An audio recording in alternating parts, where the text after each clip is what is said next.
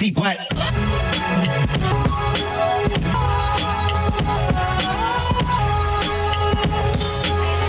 Woo. Okay.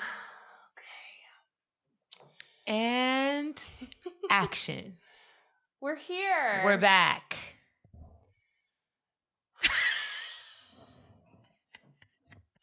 Y'all, it is 8 o'clock at night. We were supposed to start this at 5. Life just been lifing, and here we are. You know, it is 8 o'clock. I'm not gonna lie. I know we talked about this previously. They done did something. Oh, God. They done did something. Whether it was CERN or just the, I don't fucking know. But days are moving so quickly. I did 3 things today. Mm-hmm. I woke up. I had breakfast. I went to the gym. Mm-hmm. I came here. And I'm about to go to bed after this. Mm-hmm. I mean, there's that video that said days seem longer here because we're more stressed and we have more stuff to do. And it's daylight savings time. So once it's nighttime, once it's dark, it just feels like the day is gone. No, I genuinely feel like this is one of those conspiracy theories that are actually rooted in truth. But, the government, the man, whoever else, the devil, Beelzebub, doesn't want us to understand that they really are fucking with shit. There's just no explanation for it. Days, and I don't mean when I was a kid. I mean in 2016. Mm-hmm. Days used to drag. I remember being depressed and praying the day would end.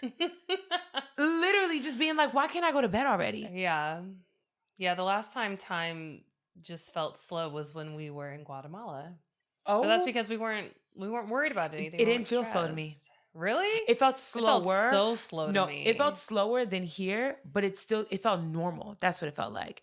I feel like if anything, maybe the rest of the world is functioning regularly. And just within the United States, they have pumped us with just the right amount of microplastics where we are literally all functional robots at this point.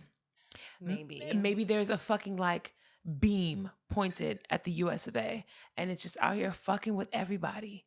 Well, Tabria, welcome tell me. back, Mindy. Thanks, girl. How you been? What's been going on? Good. I guess I've been good. You guess? Yeah, things have been fine. We had Jackie on last week, and she was really great. It made me want to hang out with her more. Aww. Yeah, Jackie. You said I wasn't really fucking with you before this. That's not what I said. But now I think. But Jackie, I'm kidding. She's always been cool. Did you listen to it? I listened to a portion. I haven't finished it yet. Okay. I've been on go since I got back. Yes. Today's my first day to How sit. was for the people? How was your Thanksgiving? Fine. Okay. It was not, but then it was there were a lot of highs and a lot of lows. It was seesaw central. Mm-hmm. Don't really want to get into the details because people in my family listen to this podcast, and I don't want any backlash of me spilling people's business. Exactly. But it was a lot. I will say this though.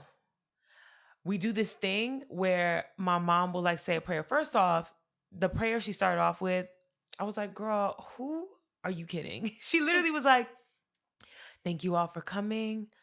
Thank God. Thank the Lord for providing us with this food. This is not a holiday that I'm used to, but since we have children that are American, we must partake in American activities. Oh my God. This is during the prayer. Everybody head is down. She's like, we love being here in America. And even though they don't love us and they don't want us here, we're still going to participate in their culture to prove that we are just as American as anybody else. I was like, girl, who are you talking to? Everybody in this bitch immigrant. Girl, yes. Well, it seems like she's waking up. No, girl.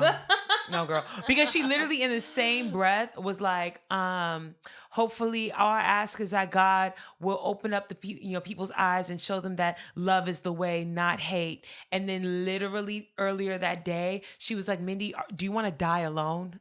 She was like, do you want to die alone? When are you going to find a husband and stop playing with your life? Oh my gosh. So, it's not love for all. It's only love for some. Yeah. But aside from that, she put her foot, ankles, toes, cankles, knees in that meal. It was delicious. I ate so much fucking food the entire time I was there. We were going around saying the prayer that what are you grateful for? And like my mom volunteered me, so I said mine. And then afterwards, she was like, "Anybody else?" Because everybody don't do it, but majority did. And one of my aunties was like, "You know what? I'll say something." And as soon as she said that, we were like, "Oh, here we go." And she literally started off. She was like, "I just want to say that I'm so grateful for everybody in this room that loves me and cares for me. And I'm even grateful for those hating ass bitches that's in this room that don't like me and don't fuck with me and don't care for me. Because it's fine, because at least I know." She said, "I'm grateful to know who's real and who's not." Okay. I was like, and the thing is, I had no idea what the T was. I knew exactly who she was talking about. Oh, really? Yeah, because the person was in the room and the person like started like, fidgeting a little bit and was like, "It's my uncle's wife." Oh my God. We did that this year too. I think that was my first time doing like a grateful circle or whatever. It's so cute. It was cute. Would you say you were grateful for? Family and Trey being safe in Australia. Period. I said, American Airlines not fucking my shit up. You said that? Yes. I didn't say fucking. Right. But I said, I'm grateful for American Airlines not messing my flight, because I was delayed like 2 hours on my way there. Oh, really? It was so stupid. So annoying. I'm so grateful for airplanes. I hate the airport though. I had to get my passport renewed. I need to do that. Yeah, you do. And I had my appointment. I had all of my documents in a row, T's and I's dotted and crossed. And I had my picture, my check, everything. Went to the post office and seamless process. I was the first one seen. Period. Get up there. She's looking at everything. And she said that my photo was too small. And I'm like, what? I took it at like an official passport photo taking place. And she was like, yeah, it's too small. It needs to be like more zoomed in. And she was like, we can just take it here really quick. It's $15. And I said, well, Trey, we literally went to the same place, got our picture done, and his passport came back and it was fine.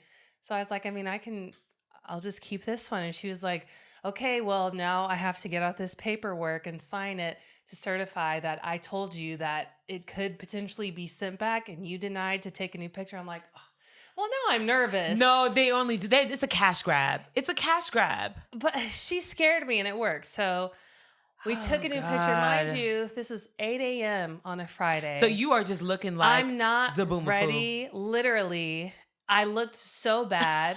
No makeup, nothing. My last passport picture was so cute. It was. I can attest to that. So I get up there. She takes my picture. We look at it, and she's like, "Your bun too high." Sorry. I'm sorry. That was for the factual situation. That was not anything. That was offense. She did not mean any offense by that. I didn't. But this lady was really working my nerves because she said, "Your bun's too high.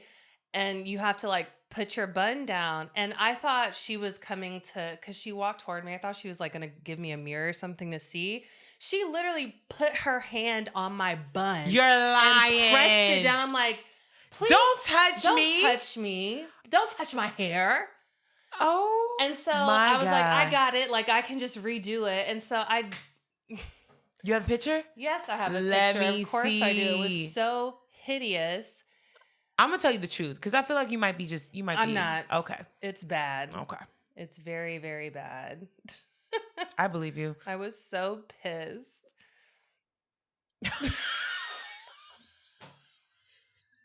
It's not the worst. Yes, it is. It's not the worst. Yes, but it I is, understand. Mindy. I would be dissatisfied This as is well. my photo for the next 10 years. 10 years. It's not ugly, but I understand the dissatisfaction, and I would feel the same. Like she couldn't even tell you to like brush the baby hairs up. Literally, I'm like. Also, I'm telling you, she lying. I know there's a part of me that wishes I would have just did it, but she made me nervous. That's crazy. Where'd you go? It was the actual official post office. Yeah. Oh, It was my first time doing that. I've never done it at the post office. I need to do that. I mean, it was easy. It was quick. But what did you have to bring? There's like a form that you have to fill out that you go online and print it out. You have to bring your check, a picture, and your previous passport if you're renewing. Okay. Damn. That's crazy. I was so annoyed. That would piss me off too. I crashed out when I was at home because I got my hair rebraided and they fucked my shit up. And it took me 2 days. What's wrong with it? I had to fix it. Oh. I was on the phone crashing out with Jade, and Jade literally was like, I don't know what I'm supposed to do right now. And I was like, I was literally crying. I was crying. I was like, ah! Look, I was so fucking pissed because I had booked. The town already hit me up. Yeah. So I was like, okay, at least my hair will be done. I went, first mistake, I went to an African braid shop and I showed them a picture of my previous braids. And I was like, can you guys do this exact same thing? And they were like, yeah. And I was like, are you sure? They were like, yes, for sure. I was like, okay. I went, I bought the hair, bought the braid. They provided braiding hair, but I bought the human hair pieces, had made an appointment, went back. When I tell you, first off, these braids, twice the size of my last ones. I showed pictures. I said, I want micro. She said, yeah, micro. Okay. Yeah. Then I was like, all right, I brought the hair pieces and I literally brought like bundles of like good quality hair and just had them cut it off. And it was 16 inches, right? Which is the exact same thing that I purchased last time. And she was, the lady was like, this is too short. And I said, too short? She was like, yeah, it's too short for us to braid it in. And I was like, but this is exactly what I did last time. And she was like, just letting you know it's too short. Oh, okay. So even if it is short, you should still be just braid it in. Girl. So I was like, okay. And then I brought up the fact that, first of all, when I said I wanted the micros, I had micros before and they were not knotless. They had the knot in, which is fine when they're small because everything is small. Do you see how fat these fucking braids are and how fat these knots are? Girl, all the hair pieces were literally sticking up and out. And I literally was blow drying the braids. I was pouring hot water on fucking like towels and laying it down. She braided the tips of my hair, braided it in little baby, micro braids, then dipped it. So the hair looked like this at the top and at the bottom was like a tight zigzag. Oh no. Girl, why would she do that? The question is not why would she do that. The question is, why the fuck do y'all have a whole salon and you don't let nobody face the mirror? I was not facing a mirror. Nobody faced the mirror. Everybody was just looking out at the TV. They didn't have mirrors at half the stations. Really? Yes. Oh no, absolutely. Yes. Didn't ask no questions or nothing. I literally was interjecting. I was asking questions. And I saw the first braid and I was like, this looks a little big. Can you make it smaller? And they're like, yeah. Girl, I couldn't fix the ones in the back. And so you can still kind of see how the hair is like sticking up. It's like poking out in different places. Like, I crashed the fuck out. Thankfully, I was able to fix it. It took me 2 days. I rebraided some of the ones in the front. Yes. And I didn't even know how to do it. I had to watch YouTube videos.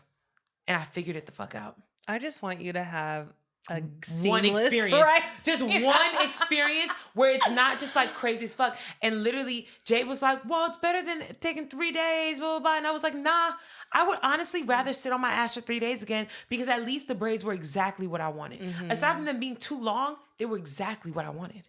But it's fine. Well, you made it look good. And I will say, Thanks, I like this length. I prefer this length. They got the length right. Yeah. That's the one thing I asked for where they ate that up. Well, you brought the hair, so you got the length right. Okay. Oh my God. Yeah, it was crash out central. What day was that? What? What day was it when you dropped the picture off? Oh, Friday. I don't know the date. Day after Thanksgiving? This past Friday. No, this past Friday. Oh, never mind. Yeah. I was trying to see if we crashed out at the same time, but no. But yeah, life has been doing its big one. I got randomly booked to model for Naya's season, which is the black branch of Shein. And I know I'm not. Why do people pronounce it as Sheen? I have no idea what Shein. You know it's Shein. I know, but I like to say Shein because everybody else does. Oh my God. But Naya's season is like their branch off. It's all like, it's like the black woman, like the black brunch babe. Oh. Yes. Black brunch babe. No, you know what it is? And this is no slander whatsoever because like, go off. It's basically their Hanifa. Everything looks like it came like Hanifa designed it. Really? Yes, and they only use Black models. And our friend, who's a Black woman, is the creative director of that branch. It's very separate from Shein. But the clothing was actually really good quality, and I was like, "This is cute." The fact that y'all booked me as a plus model, come on now. Yeah, but that's okay. You're mid-sized. I'm solidly mid-sized. Solid. I was clamped into everything. But it's fine. Made me feel skinny. I liked it. Oh my god. Just kidding. Not really. I almost bought a scale, and I was like, "Don't do that to yourself." You don't own one? Mm-mm. Oh. If I had a scale, I'd be weighing myself 2 times a day, every day. Oh gosh. I would be. I know who I am. And so I was like, I'm not going to do that. And I've officially given up on like dieting. You know what I mean? I'm no longer doing that. I'm just going to eat until I'm actually full. Like I'm practicing intuitive eating and then just working out. That's it. Okay. You got this. I don't have a goal to lose anymore. I just want to be like fit. I think what really got me was people were like, being around my family members, like my cousins and shit like that, we're aging differently. Y'all are grown now. Y'all knees is cracking and shit. You know what I mean? And I was like, oh man, being skinny is not my goal. I think just being healthy and like flexible is my goal. And that's all I'm focusing on right now. Well, stretching every day and lifting weights. The weightlifting will work on stretching for sure. I know stretching is, and it's literally just take 5 to 10 minutes every night before bed, but it is going to save you so much pain in the future. Man, I was like, damn, it's so crazy being around people or seeing people. I saw somebody that I went to high school with and I was like, there's no way. You know what I mean? Like, and there's no shade, but it's just like, what happened? Life. And I used to think it's because, you know, a lot of the people that I knew when I was younger had kids early. But I have friends who had kids when we were in high school and they look like spry young whippersnappers. You know what I mean? And then I have friends who waited till they were older and they look about 57. And I'm just like, okay, it has to be what y'all are consuming. Like it has to be food, and I wouldn't even say diet and exercise because I know people who don't work out and they still look good. It has to be food and just skincare. Or genetics. Or genetics. Too. Yeah. Mainly genetics, probably, yeah. Yeah. Tabria's exhausted. I get it because girls, same. But it's okay. We're still going to do it. News Hour with Tabria Majors. Okay, look, I have a lot of news to get through, but I think I'll get through it pretty quickly. You will. If Mindy doesn't interrupt. Wow. Wow. There's so much to talk about. Okay, fine. There is, but you know. Run through it. Just let me say the sentence. Do it. Okay, here we go.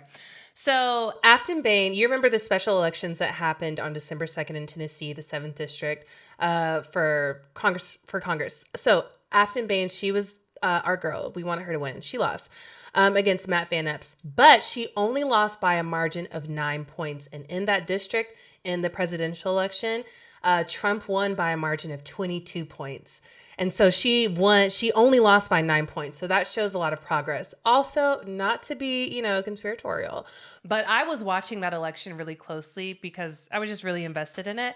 And I don't know, all the inner workings of an election, but up until a certain point, like up until like 6 or 7 o'clock, polls close at 9, her numbers just stopped growing. Literally, there came a point where her numbers never increased, like after whatever time it was that I was looking at. And I was like, very curious. I don't know. But Mindy, seeing her purposely keep her mouth closed is hilarious. She's trying so hard. What do you want to say to me?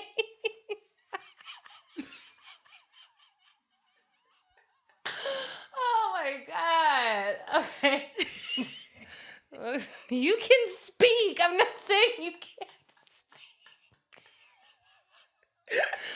Oh my God. It was a scheme that Todd set up. Okay. All right.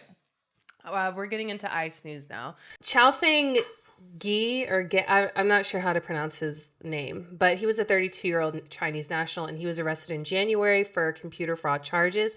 Served 6 months.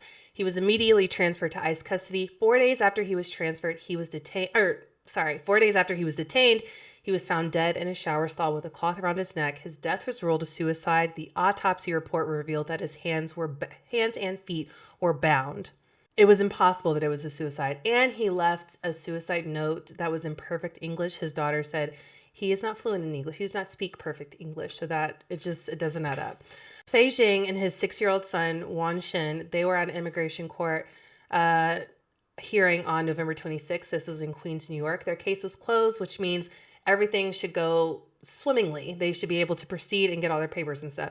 However, at the hearing, they were detained and they were separated. I think he was in his 30s, but him and his 6-year-old son were separated. They did not know where this 6-year-old boy was for like 7 or 8 days. Did not know where he was. Mindy, you can react. No. I'm shocked and awed. Go ahead. Yes. And authorities said that they have located him now, but they will not reveal where he is, and they refuse to reunite him with his dad. Why? Is his dad in custody? Yeah.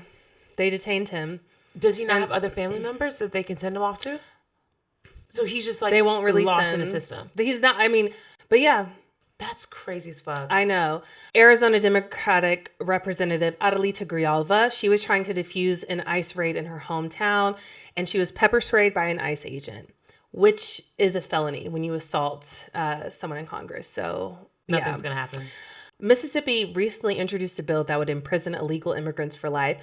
And now Missouri has done the same thing. It's SB 52. It would create a new crime called trespass by an illegal alien. And if convicted under this law, the penalty would be life in prison without probation or parole.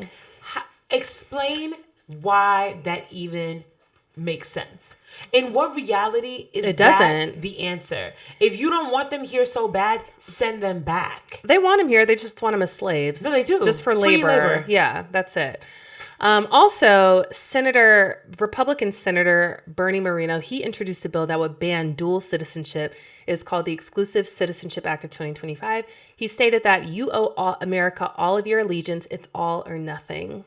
I'm ready to go. Banning dual citizenship is crazy. It's not a threat whatsoever. They just want to keep people here. Here's the thing. People have not really read Project 2025. No. Because the fact that people are still being shocked by these things, you don't understand what the trajectory is. Mm-hmm. At the end of the day, they don't want people coming in and they don't want people going out. Yep. They want y'all stuck here too. They want all of us stuck here. Yeah. I just looked today, actually. Project 2025 is 50% complete. 50. Do y'all know how crazy that is? It has not been a full... It's been 10 months. It has not been a full year. 50% 50%. Just piggybacking off of all this, the Department of Homeland Security made a post on November 28th saying the stakes have never been higher and the goal has never been more clear. Remigration now. I cannot believe that they said this. Remigration is tied to white nationalist parties. It's just a softer word for ethnic cleansing, essentially. Why can't you believe it? I mean, I do believe it. Girl. I do believe it. But at the same, yeah. Homeland Security is not the same Homeland Security that we grew up knowing and understanding. The titles mean nothing. President meant something else too before 2016. All of this is bullshit. It's all very, very crazy bullshit. And honestly, I remember I sent you that post about how they're trying to criminalize people who speak out against this administration publicly. Eventually, if y'all hear us not complain about this shit no more, just know we're not trying to go to trial. I'm never gonna stop. Okay, well, girl, I'll be doing this via Zoom from Haiti. Also, this was the Remigration Now tweet. It was done like a couple days after the shooting in DC, the 2 National Guardsmen that were shot. One passed away, unfortunately. But the person who shot them was from Afghanistan. He was an Afghanistan national, and he worked for the CIA. Yeah, so he was, like, really, truly vetted, which is crazy. So I'm like, okay, set up. For sure. No, but also, do you know that both the National Guardsmen that were shot, I mean, RIP to the one that passed, it was their first day on the job. Yes. Both of them, first day on the job. If that isn't a setup, I don't know what is. Yeah. Crazy. Everybody is talking about this. Netflix is set to acquire Warner Brothers for about $80 billion. It is not set in stone yet, but that is where, the tides are shifting. Lots of concerning things about this. Warner Brothers had a great year, first of all.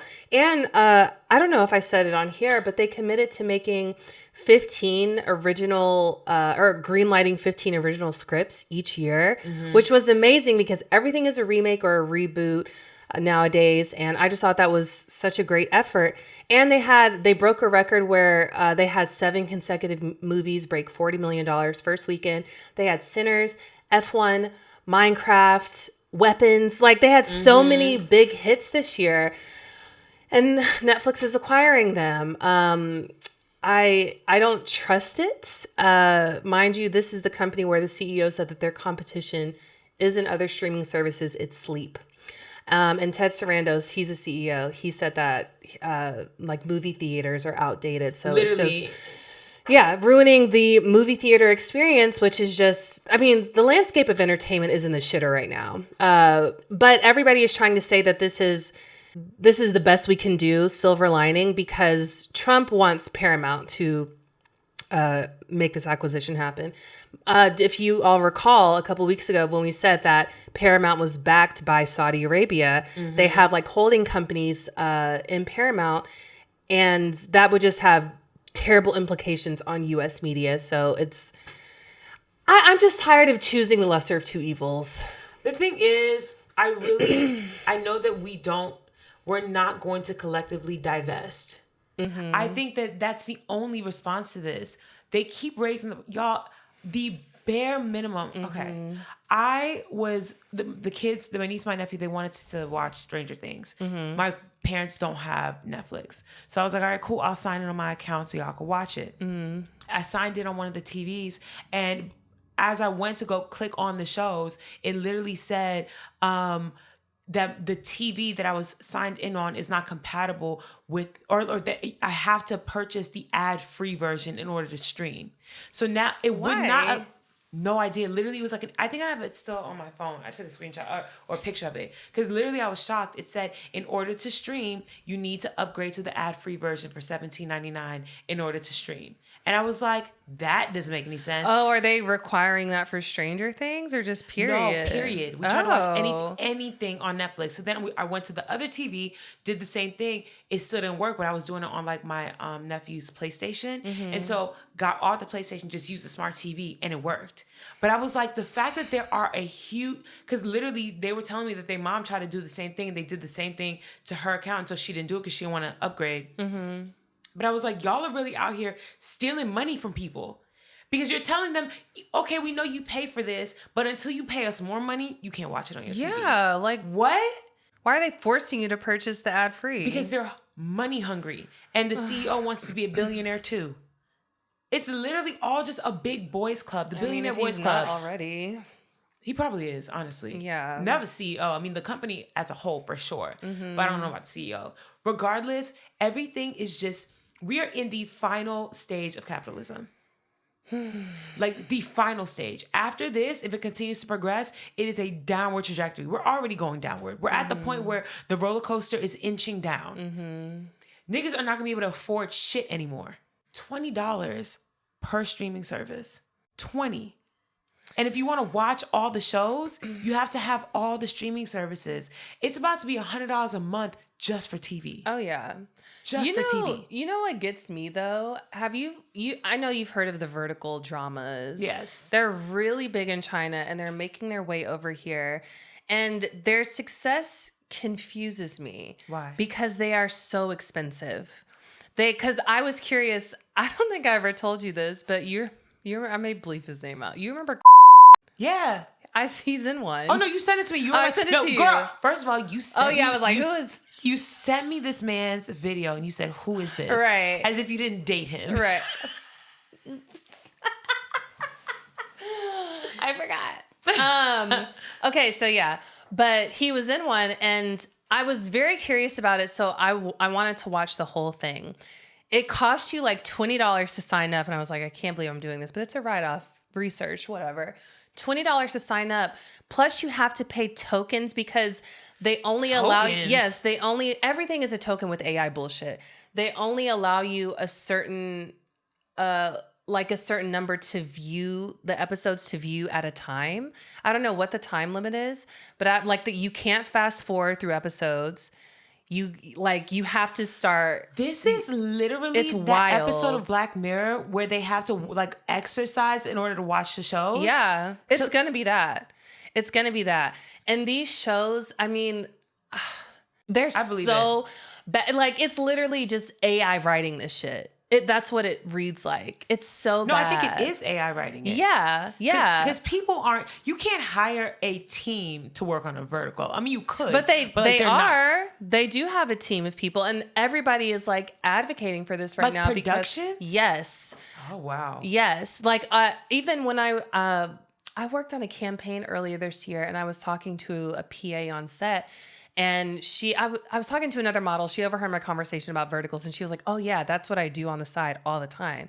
Because she used to do a lot of film and TV, but now that's dead. No longer. So she does verticals now. That's like, crazy as fuck. Damn. Yeah. It's scary times. Every day there's just another thing that happens that reminds me that nobody gives a fuck about individuals. They just give a fuck about your money. Yeah. Like, what are we talking about? It's TV. TV used to be free. Okay, so the next two things, they're just going to be things that I mentioned, then I want you to look up. Also, I'm going to like name the sources from now on. So like if you ever look at the YouTube description and the sources, you'll just notice I put 1 source, 2 source, but I'm going to name like actually what the sources take you to. So sorry, I haven't done that before. These two things are related to the Netflix merger. The first is about Larry Ellison. He's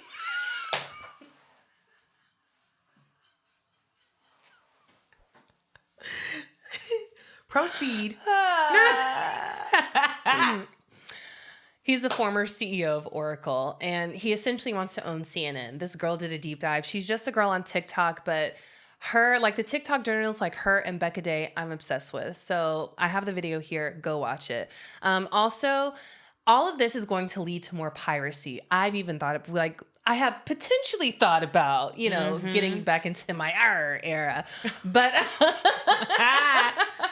no, for real. But there is this court case, Cox Communications versus Sony Music, and it's a case concerning IP protections. For instance, if you pirate content and they catch you, they will literally take away, if this goes through, it'll literally take away your IP access, internet access, but using your whole IP. So nobody in your house can use the internet no more. Go look into it. All right. That feels like not that big of a punishment. Like, yeah, the hump you get over of like being stressed about it, but your life would be so much simpler. And I understand that a lot of people work from home. If you're in that scenario, I get that, but literally just pick up your laptop and go somewhere else. You know what I mean?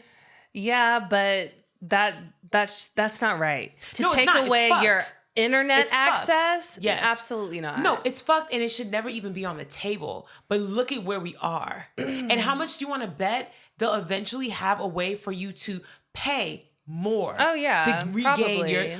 Everything's a money grab. Everything. Like, don't they understand that capitalism is finite? You can't just continue to grow exponentially forever. It comes to a point where there's no more room to grow. The thing is, they are fully aware of that. And they are also fully aware of the stage we're in.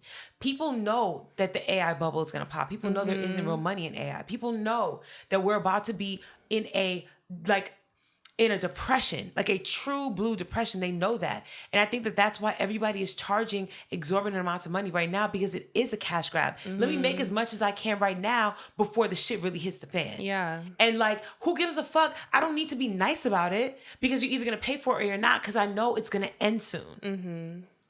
They don't care. All right, pivoting a little bit. Pete Hegseth, he's over Secretary of Defense, is being investigated by both the House and Senate Armed Services Committees. They have launched bipartisan inquiries into the Caribbean strike operation that he oversaw. During one of those operations, Hegseth allegedly gave the order to kill everyone on a suspected drug boat. It was not confirmed. Did not know who was on this boat for sure. Airstrike, kill everybody. After the first strike, there were still some survivors in the water, holding on, floating or whatever. He ordered a second strike to kill them for sure. Remember though, he's not in charge of the Department of Defense. He's in charge of the Department of War. Right. So he's just doing his fucking job. I'm so curious to see what's going to come of this. I feel like he has to be let go at some point, just because it's a bipartisan effort to get him out of here. So we shall see. But mind you, while he's doing this, he's taking out suspected drug traffickers, and Trump is letting in known drug traffickers because he pardoned one of the largest foreign drug traffickers in the world, Orlando Hernandez. He is the former president of Honduras, and during his presidency, he turned Honduras into a narco state where the government worked in partnership with drug traffickers to export drugs around the world. Just to give you, an idea of what he did, he imported over 400 tons of cocaine into the U.S. He was extradited to the U.S. He faced trial and was officially convicted in 2024. He was sentenced to 45 years in prison with $8 million in fines. And then, he had to pay back $15 million for something else. Anyway, Trump pardoned him. Why? They argued it was a setup by the Biden administration and his punishment was harsh and unfair. So, yeah, there's that. We're just letting criminals run rampant. I think everybody's suspecting, he's working out some deal with Honduras. I feel like he's setting up escape plans for, multiple different countries. But who knows? The thing is, it's not him. He's an old man with dementia. I mean, yeah, I was going to say next, because he went on that Truth Social tirade where he tweeted, or posted hundreds of times in a night. It was insane. And he was saying the craziest stuff. So after that, I decided to look into it. Also, did you see that there was a congresswoman? Her name is Sydney Camlager-Dove. She questioned publicly whether or not Donald Trump has full-blown dementia. Demanded an answer, because she said that there's a drug, she named it specifically, it's called Leqembi, and she said that he is showing all the signs of being on it because you receive that drug through an infusion, and they're saying that that's what's going on with the hand, where he's getting these constant infusions to try to slow down the dementia, and that him tweeting 1,000,000 times in the middle of the night is him sundowning, which is a true blue thing. My grandma had dementia, and they get very active and very agitated in the evening. That's when the confusion sets in. And then I don't know if you remember, but a few weeks back, he did this interview when he was leaving Air Force One or heading to it. And he was like, he took a very hard IQ test, and they said that he did amazingly well. Do you know that was a dementia test? I believe it. He called it a very hard IQ test. It was a dementia test where they show you pictures and tell you if you remember. You know what I mean? It's obvious. Yeah. It's clear as day. And I don't understand why more people aren't sounding the alarm. Jasmine Crockett has said it multiple times, but people take it as her making jokes about him. It's not a joke. Yeah. He, for certain, has dementia. That's our president. And they just called him Sleepy Joe Biden the whole time, ragging on him the whole time. And this man falls asleep every 5 seconds. Literally falling asleep in cabinet meetings, and nothing for him. He sat there, and how many speeches has he given where he has gone on tirades about the Biden administration letting in all these drug dealers? You just pardoned the biggest one that they caught. Yeah. Girl, I can't wait. I've been seeing all these TikToks of people trying to say that what's the press secretary again? Oh, Karoline Leavitt. Karoline Leavitt is a witch. And they were like, Karoline Leavitt loves her job because she feeds off the negative energy. I bet she does. Because honestly, I look at her with repulsion. I know, I do. But sometimes I look at her in mild admiration because of her commitment to the bit and how quick she is with the lie. I wouldn't say admiration, but I do I do understand that she's very good at being bad. Yes. She's so good at being bad. She is. She be quick. She's really dedicated to the bit for sure. She's like one of the people who she'll be the last to turn. Yeah. In other Trump news, the latest executive order he signed was to ban AI regulations on a state level. Which, okay, he just has all the tech CEOs in his pocket. I'll say it's not even him. It's the tech CEOs that have him in their pocket. It goes both ways. He just announced a bailout for farmers of $12 billion. Mind you, this is the bailout as a result of the tariffs that he put in place. This is his playbook. He creates a problem and then solves it and acts like he's a hero. No, we're in this mess because of you. And unfortunately, a majority of those farmers are not going to be smart enough to recognize that. Yeah. They're just gonna be like, oh, we knew he wouldn't leave us hanging. I know. We're almost done. CNN is partnering with Kalshi, which on their website they say they are a regulated prediction markets platform where people can buy and sell event contracts.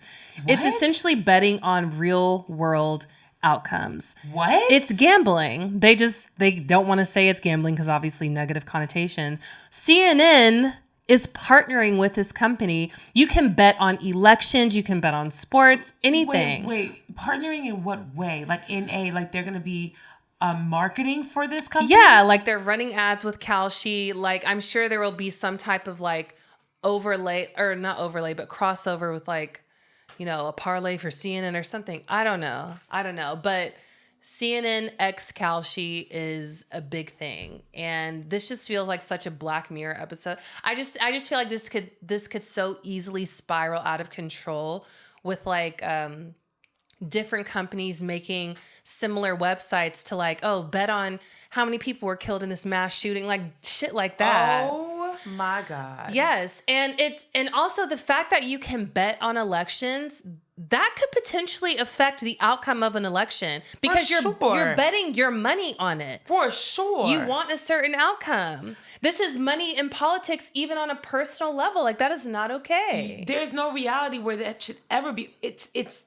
politics. You shouldn't be able to bet on elections. Yeah, they run in parlays.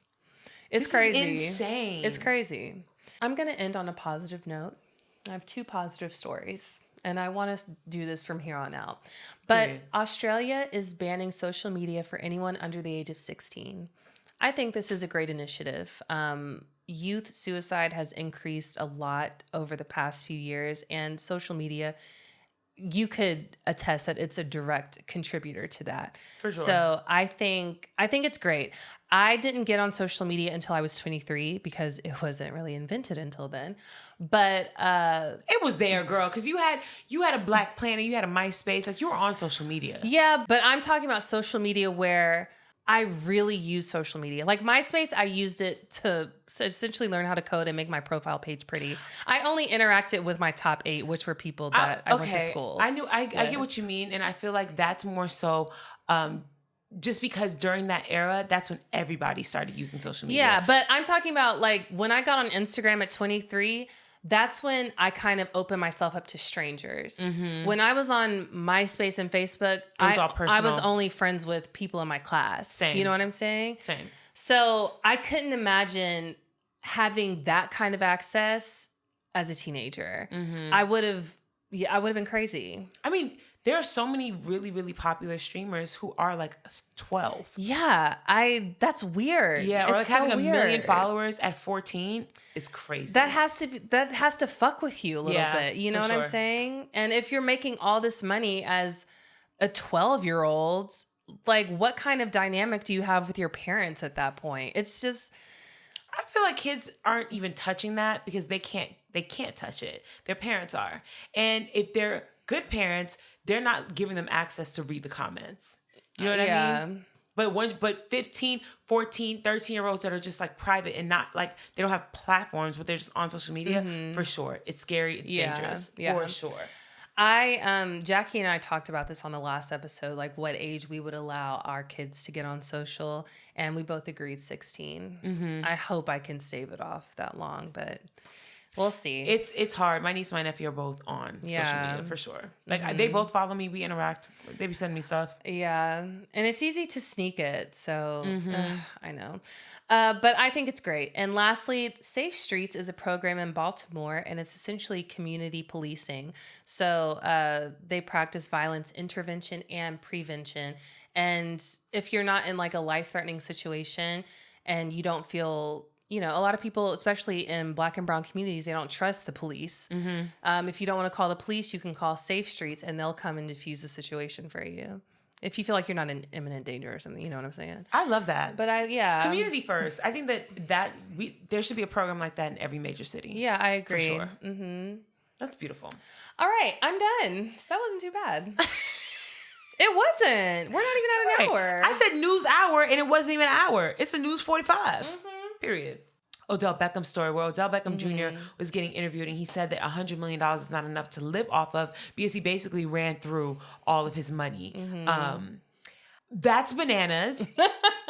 Genuinely, like, I think that people who are used to throwing money away every day, to them, it's not enough. Yeah. Because they need a budget to spend $1,000 on dinners every day. They need a budget to send a bitch $50K a week. They need a budget for all these things. And so to them, it's like $100 million is not enough when people are literally out here making $30K stretch for a family of 4. Yeah.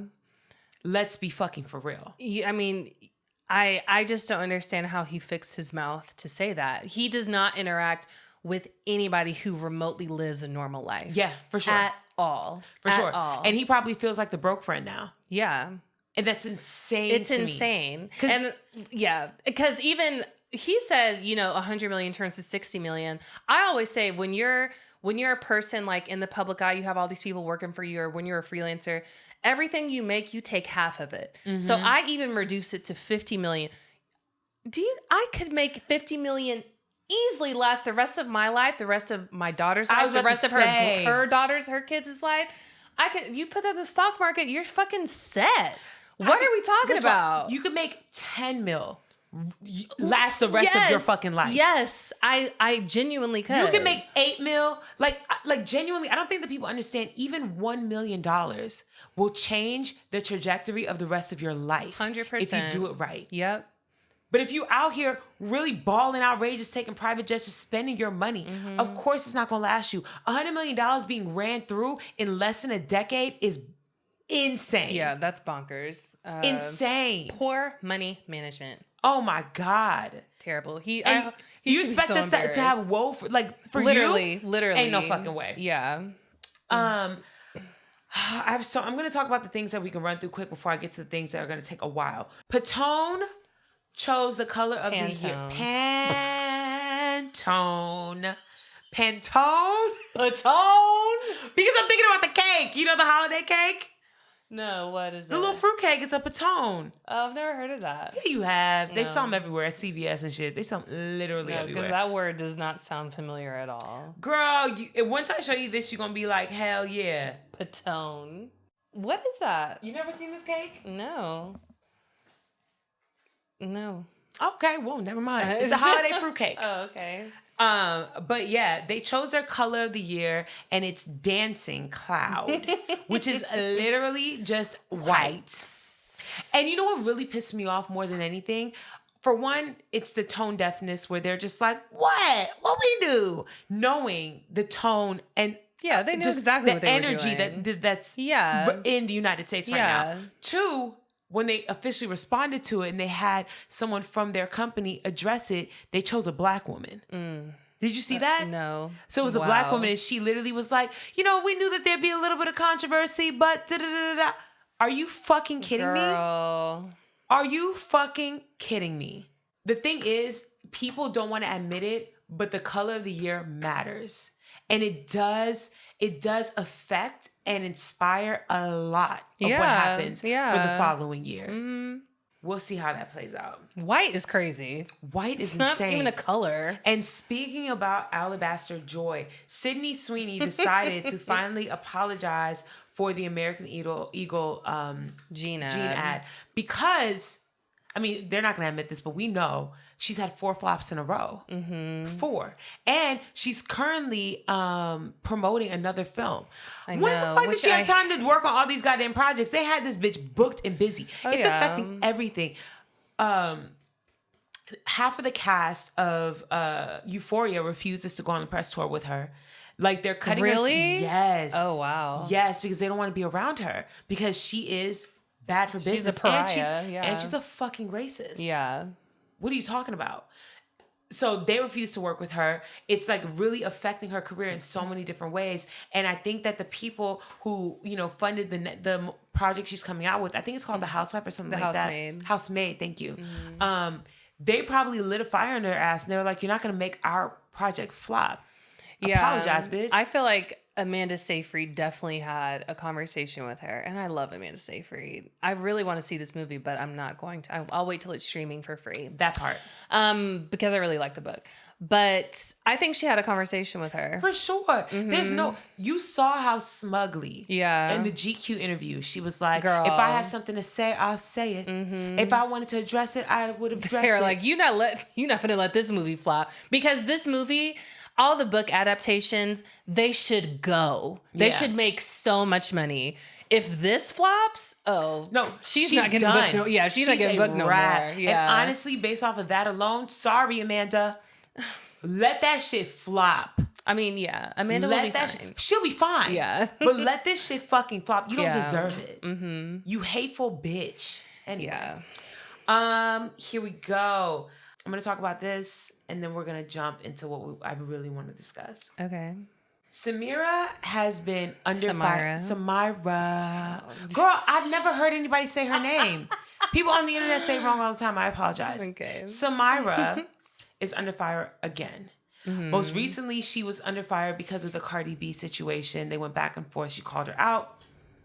And people basically like ran her off the internet. She had to take a moment for her mental health because people, especially when you talk about major artists, their stands know no bounds. Yeah. No bounds. Like, I would hate to be on the receiving end of the vitriol of anybody's stand, right? I can't even imagine what that was like. She returned to the internet and she was in West Hollywood, walked past a parking meter and saw that they had put these stickers on there basically promoting the holiday hours. So it essentially said something like, hey, the parking meter sign said, hey, I'm on a diet during the holidays. No need to feed me on these days. And so she recorded a video while she was there, took footage of the actual like sticker that was on there and called out the city of West Hollywood for promoting fat phobia through these parking meters. And people immediately went off. They were very, very pissed. I'm going to talk about this from a different perspective, from both sides. One, I think that there is a certain level of nuance to certain things like fat phobia, like racism, that you don't pick up on until you are educated enough to see the signs. So the same way, there was an era, and I remember this growing up, where people would make fun of motherfuckers like hoteps and like people who are very woke because they could see and they could sniff out racism in places that were not obvious. There were certain little dog whistles that we had all basically like normalized, that these people, because they were well-read, because they were educated, because they basically had their eyes opened and they were looking for it, they could spot it out. I don't think that she was tripping in saying that this was fat phobia. No. But I also understand that people get tired of hearing people constantly complain. And I'm not saying that she should not do it, because unfortunately for her, when you are the only one who is calling certain shit out, niggas gonna get tired of you eventually. And it's not that you're doing anything wrong. It's that people want a balance of the good and bad. But when you are, it's the same way before it became trendy, motherfuckers who were out here talking about free Palestine, free Palestine, free Palestine, people were kind of like, okay, girl, we get it, girl. Because not nobody, but a lot of people don't want to be inundated with this type of awareness. They don't want to have to open their eyes. People enjoy the comfort of just existing. So do I think that she was wrong? I don't. I do understand that that is fat phobia. Yeah. If we're talking about it, not, and I don't mean in a, oh, well, fat people aren't offended. I just mean in a general sense. If you're talking about the literal explanation of the term, what was done on that parking meter, the phrasing that was used is what she said it was. Mm-hmm. Do you know what I mean? I agree. Samyra is a true advocate. Yes. You know, and that is what she feels called to do. And I don't blame her at all for it. I love that she's doing it because nobody else is doing it right now. But that's I'm why. not doing it. But that's why people feel so comfortable going in on her. Because she's the only one doing it, they feel like she's being extra. Like, here she go again. It's always her. But she's not. She's not at all. Where I'm coming from, and I really hate to say this, but to me, this is just for me personally, obviously, but there's just so many bigger things on my radar to worry about. And yes. I think a lot of people feel the same way too. Mm-hmm. And it's hard to focus on something that may seem trivial amongst, you know, the background of the US right now. Yes. So that's kind of how I feel about it, because honestly, when I first saw it, I wasn't bothered by the meter, but I totally see how it's inherently fat phobic. Yes. I know. I agree with you. I do. And I do feel like that's also a contributor to why people are so just over her. But I also understand that what she is doing is a dedicated work. She's essentially dedicated her life to calling out fat phobia, no matter where she sees it. And so even though there are bigger fish to fry, I'm still grateful that she has not lost her personal plot. Me too. Like, and I'm not saying that, oh, you need to drop the mic for a second and talk about these things that are happening. I would love more awareness, but we already have hella people who are bringing awareness to what's happening in the US, to what's happening, you know, just in when it comes to all these other plights that are happening. I don't think she's concerned with appeal or likability. Yeah, I don't think so either. But if I were, you know, if she were to ask me for my advice, this is unsolicited, I think she needs to find a way to incorporate more just lighthearted content that has the same goal. Okay, I literally have the same advice for her, even though nobody asked. I don't think that it's just about incorporating lightheartedness. I think it's also about shining a light on the people who are doing it right. Mm-hmm. So maybe you highlight the businesses that do have the extended sizes. Yeah. You highlight the businesses like the Plus Bus and like all these places that are doing the work to make people who are in bigger bodies feel comfortable and confident. Instead of every single time we see you, it's like somebody else be mad about. Yeah, it is something very else be negative. mad about. And you know who else I felt that way about? Who? Gloria. You know who that is? Yes. I felt that way about her too, because I was like, and I get it. You know, she's doing good work. You're doing good work. You need to call out brands who are not inclusive of, you know, shade ranges, but it does come to a point where brands are benefiting from the Ragebait. Yes. And that's why I wish, you know, we would stop highlighting these big brands who clearly don't give a fuck and start highlighting the ones who are trying, you know? And because then they will hop on and follow suit. Yeah. Because they will see how these businesses are being boosted. Like if she were, and I don't know, because I don't watch all of her content, so maybe she does highlight brands. I've seen her do it a few times. Yes. But like overwhelmingly so. Yes. Yeah. The videos that I see are always the ones that people are being called out. I think that there is a reality where these brands who are doing the good work can go viral for doing it. Yeah. And if you assist them in that, it can shift the tides and remind people there is money to be made in these avenues, because everybody has dropped their plus size initiatives. Girl, everybody. Like, I can't name a single company aside from ones that like strictly serve plus size markets that are doing it still. No one's doing it. No. And it's fucked up. It is. But the reason why we got it in the first place is because people were upset.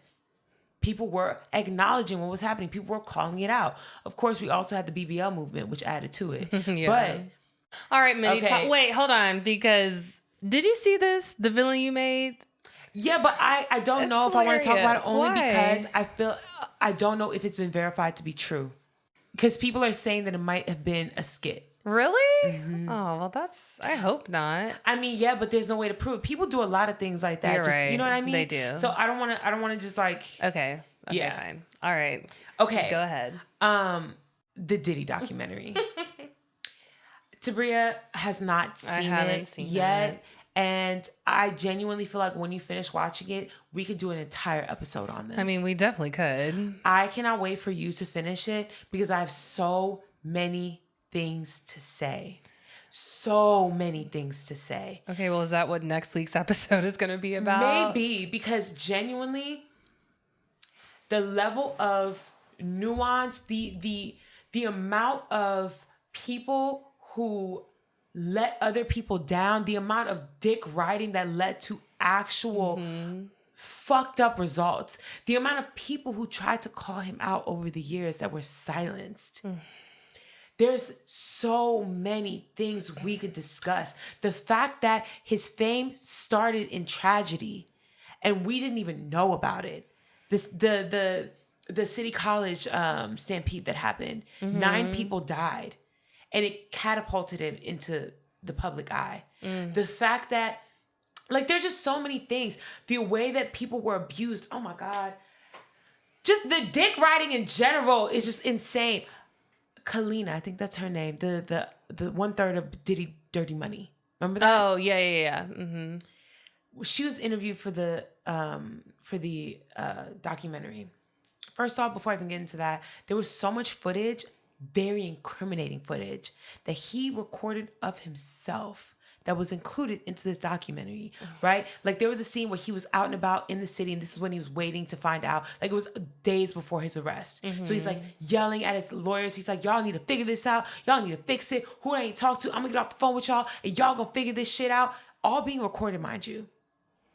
Goes out into the streets, hugging, kissing babies, doing the thing, gets back in the car. I need to take a bath. Who got hand sanitizer? I gotta get this shit off me. Hugging, from like shaking people's hands and hugging people and taking pictures. Like, get this shit off me, right? Do you know how they got this footage of him for this documentary?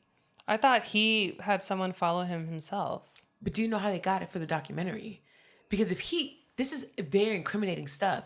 He's currently trying to sue to get all this shit taken down. It's because he had a deal with Netflix before. Oh, and he didn't pay them or something. And he didn't pay the videographers. And so when Netflix made this deal with 50 Cent to make the documentary, they were like, actually, Netflix themselves sold them out because they understood how much money could be made from this. Oh, yeah. And so they went and they paid the videographers. So now they own the footage and free reign of it. Not only did they have that incriminating footage, Keefe D, who is the person that that is accused of killing Tupac, his court case for killing Tupac starts in January. Because this is a new thing. This is a new thing that they finally figured out. Oh, it was him that shot, that pulled the trigger. Remember the news? It broke like last year. Yes. So his trial starts. He's already incarcerated for like life. His trial starts in January. Oh, wow. In the documentary, they have audio of him confessing to everything and saying Diddy offered him $1 million to kill Tupac and Suge. And when only Tupac died and Suge was injured but didn't die, he only paid him half. He gave him $500K for it. I'm surprised he paid him because he don't pay nobody. I'm surprised he paid him too, but he had no choice. If this motherfucker killed Tupac, you think he wouldn't come get your ass too? Paid him. Are you kidding? The minute this nigga stepped out of jail, they're going to lock his ass right back up again. There's no way they're not. There's no way they're not. The stories that were told, the way he started Bad Boy with a business partner. It was the two of them. 50-50. He showed up in his office one day with a baseball bat and made him sign over the remaining half and promised to give him the half back in stock. Never did. Towards the end of the documentary, the man admits not only did he never get his money, he's poor. He's been homeless. He also admits that Diddy was sodomizing him the entire time. There's so many things in this goddamn... Kalina.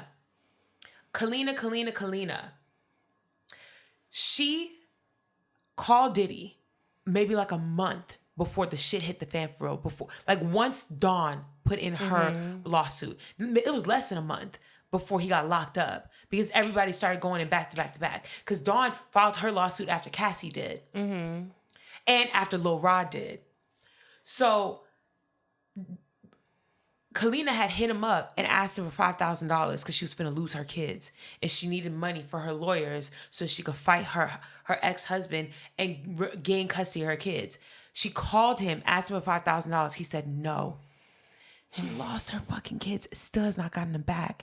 And he called her and was like, oh, this is filmed. Called her. He was like, sis, please, I need your help. I need you to put out a statement and say that you ain't never seen no shit and that Dawn's lying. I need you to do this, need you to do this. And she was like, well, you didn't, I asked you for help. I lost my kids. And he was like, sis, I'm so sorry, but please, you know I love you. You know I love you. She said that if he died, she would jump in his casket. That's how much she loved this man. She put out the statement anyway. He never gave her the $5,000. Did it for free. Yeah. What? Yeah. Yeah. Lil Rod, the man who was getting sodomized, the producer, he even told the story about how Diddy and his son Justin and this man G were in a bathroom at one of the studio sessions. He was in the studio with them all. He heard a gunshot, didn't know what was happening, ran out, saw G shot in the bathroom. Justin and Diddy, only two people with him. One of the two of them shot him for sure. Called the cops. They set his body up outside and basically gave a story about how he got shot down the street and walked and collapsed in front. Keefe recorded the blood in the bathroom and the whole nine. They literally, like, the case was shut and closed. The footage is now in the documentary that no, he got shot in there and Justin was in the room or in the bathroom. One of the two of them did it. His kids are just as culpable. Oh, 100%. Whatever you're thinking you feel about this man or you think that he's capable of is 30 million times worse. I didn't even tell you half of what happened in the fucking documentary. Well, don't, because I do want to watch it at some point. But he's fucking evil. Evil. This has been a year of reckoning. Yeah. It has been a year of reckoning. Everybody's getting they shit. Fuck Nicki Minaj. Fuck I wonder who's next. You know, I appreciate 50 Cent for... You know, fuck 50 Cent, first of all. I was gonna say, I appreciate him for doing this out of pettiness, but he's next too. Because that nigga got bones in his closet too. Yeah, and he's not doing it for the right reason. Like I said, I'm glad that it's out there, but he just wants to embarrass him and he doesn't care about the victims or anything like that. He just wants to embarrass him. It's a vendetta. Yeah. But honestly, even though it is, grateful he did it. Yeah. His turn next though. Nice little transition. Yeah. Is influencer culture dying? Yeah. I feel a burp coming on, so I was trying to thwart it. Period. Thwart is one of my favorite words to use in Scrabble. I usually have those combination of letters, and I get a lot out of thwart. Period. I love that. Anyway, what inspired this conversation was, of course, the Jaclyn Hill video. Do you know who that is? Yes, I did my research. But beforehand? No, I was unaware. Okay. Like, I had seen her in passing, but I'm more of a Jackie Aina girl. I mean, yeah. You know what I mean? So, like, I was never, like, invested. Yeah, like, same here. I had seen her and might have heard her name, but... Yes, like, I definitely heard I'm not her audience. At all. Yeah. At all. But she is a like OG makeup YouTube girly and like millions and millions of subscribers over there. Like she's fine. No, like she's worked for it. Yeah. Like, I understand why she's so rich. Yeah. 100%. She's Jackie Aina rich. Same. She has her own makeup brand. Yeah. Well, she made a video where she was complaining about essentially not knowing the landscape of social media anymore because her engagement is low. Her comment, like, followers aren't increasing. She doesn't know what to talk about anymore. When I watched that video, I was like, girl, you really don't understand because you making this video is crazy. Did you look at her social media? What do you like just in general? Did you watch yeah. I was scrolling through and watching videos, and her brand is just pure overconsumption. Yes. That is her brand. It's overconsumption and unattainable content. Like you're flexing your money in our faces and trying to still make it feel relatable, and that makes it feel insulting. Yeah. Did you see the giveaway videos? She did like 3 in a row. So I did a deep dive into her content because I was so unfamiliar, and I wanted to understand where all the anger was coming from, because I had seen so many reaction videos. You go into her comments, everyone's like, "This is the reason. This is the reason." And I want to be unbiased, because I do understand that there are people like Becca Bloom who make just as unattainable like content, but Becca Bloom has been rich her whole fucking life. And so this is just her existing. Jaclyn Hill has made multiple videos of her doing things like clean out my sneaker closet with me, and it's floor to ceiling, 150 pairs of shoes, tags still on, no, like clean at the sole, you have not touched it, had these for 3 years, just showing us all these things, going through it, being like, yeah, hate these actually, and then at the end, comment below if you want some of my shit, and then she'll like give it away. Did one, pulled out a fat ass fucking rack, like a double rack of just sweaters. Went through them. Let's go through my sweaters, and then talk about why she didn't like them, which one she's giving away. And then if you guys want any of these, let me know. Tag still on it. $1,200, $600. And like, that's nice that you're willing to give that away. Yeah. Love that. But also, who do you think you're talking to? Yeah. Who do you think your audience is? When people start off humble, you start off working at the Mac counter, and people followed you and they loved your content because you were relatable. And then you get to this level of success where that relatability is now gone, because you are now trying to transition into being this lifestyle person and not just a makeup influencer. You are so out of touch that you fail to realize your audience is still the audience that was with you at the Mac counter. Your audience can't do these things. I had a whole like discussion with Jade about this, because Jade is OG YouTube, and so she's like, you know, been around and seen all these things happen in real time. And she was like, why do you think it's like, because she has her opinion on it, I have my opinion on it. I think that there are people like Jackie Aina who, she has her haters, but her haters are kind of people who like love you for so long they grow to hate you. Jackie still makes luxury content that feels attainable. So like, she will show you like, oh, just moved into my $1 million mansion. Let me show you the little things I do every day. Like fix my bed and spray it with a linen spray. I can take that and bring it into my life. Yeah. You making content where it's like unboxing 3 of the new iPhones. What the fuck am I supposed to do with that? You know what I mean? Like, oh, showing you my everyday makeup, and it's all the most expensive shit, and you have 3 of each.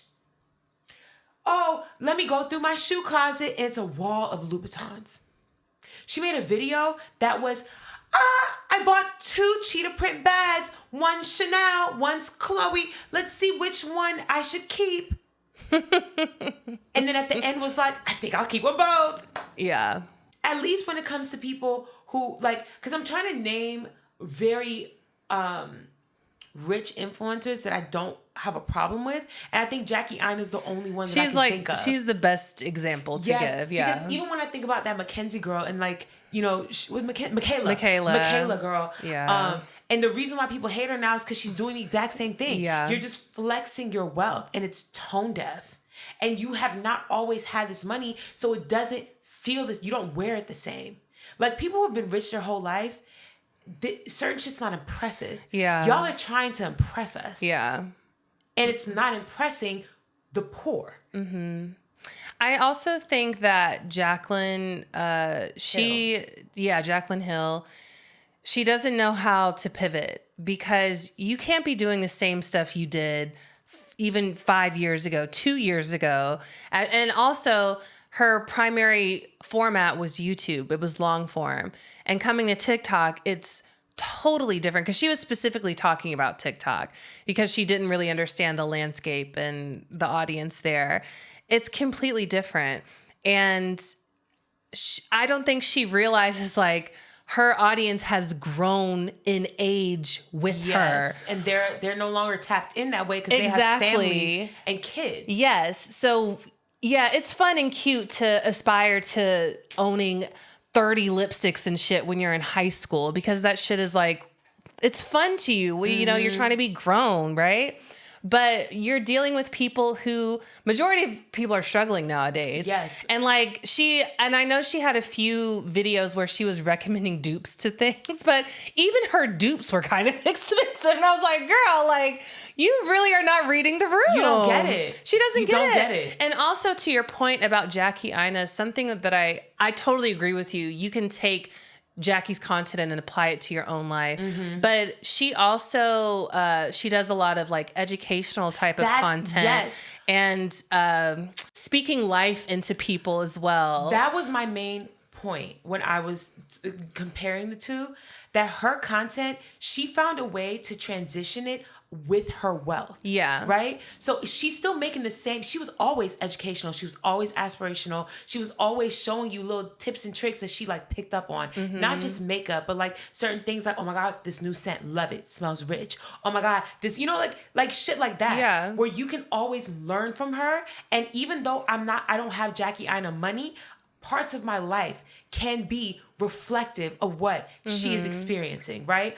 Oh, thank you. You taught me the curtain trick. I'm gonna get me some curtains from Walmart. Yeah. For sure. What Jaclyn and what these other people are doing is purely gluttonous. Yeah. That is it. That it's purely gluttonous. You're just showing me how many of the expensive things you have. Yeah. And then saying, you can have my crumbs though. I'm for the people. She did a video where she was talking about, she put together a last minute Friendsgiving.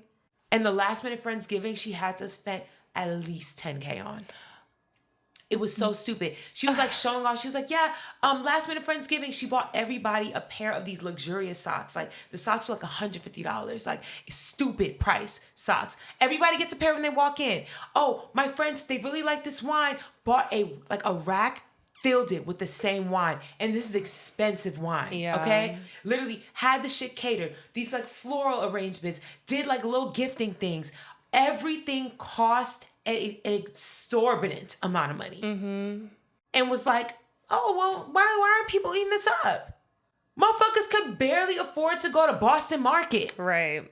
Someone else who pivoted really well. Have you heard of Raven Elise? Yes. Yes. I agree. I mean, I live for her. I absolutely adore her content now. She's like DIY queen. Yes. And again, it's something applicable. It's aspirational and applicable to your own life if you want it to be. And I'm not going to hate on you because I see how you got your wealth, because you're still willing to do things that I'm going to do as well.